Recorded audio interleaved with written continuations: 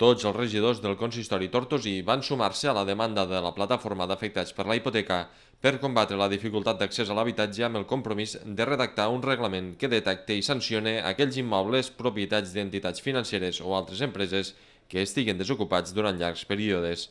Inicialment presentada per 3 grups municipals, finalment el debat sobre aquesta qüestió es va fer amb la introducció d'una única moció, signada per totes les forces representades a l'Ajuntament. Cal lluitar davant d'aquesta situació injusta i esgarrifosa,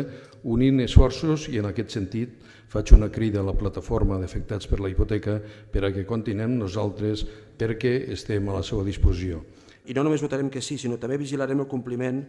d'això que estem aprovant en aquest plenari per part de l'equip de govern, en el sentit de que no volem que sigui paper mullat, un brindis al sol, i que volem que realment el govern faci allò que demana la moció, entre altres coses, que és elaborar un cens de cases ocupades per poder dur a terme la moció. Precisament la setmana que ve al Congrés dels Diputats hi haurà una proposta del Parlament de Catalunya aprovada per totes les forces polítiques del Parlament de Catalunya on s'intentarà que amb la línia de la segona oportunitat, una proposta també consensuada amb la plataforma d'afectats per la hipoteca al seu moment, ara fa un any, que finalment entrarà a debatre's al Congrés dels Diputats i que intentarem que des del Congrés dels Diputats els partits grans que estan a nivell de l'Estat ens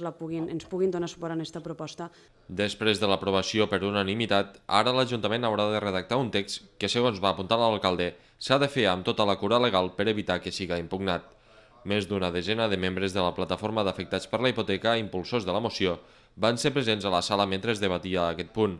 Precisament van protagonitzar un moment de protesta mentre intervenia el portaveu de Plataforma per Catalunya, a qui van donar l'esquena.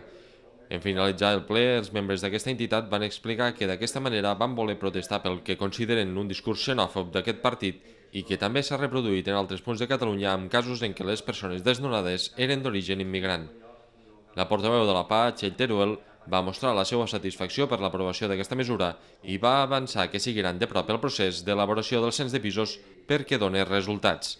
En aquest sentit, va avançar que a Amposta, on l'Ajuntament ja va aprovar la mateixa moció, s'han pogut documentar 443 habitatges d'entitats financeres buits i que 154 d'aquests corresponen a Bankia.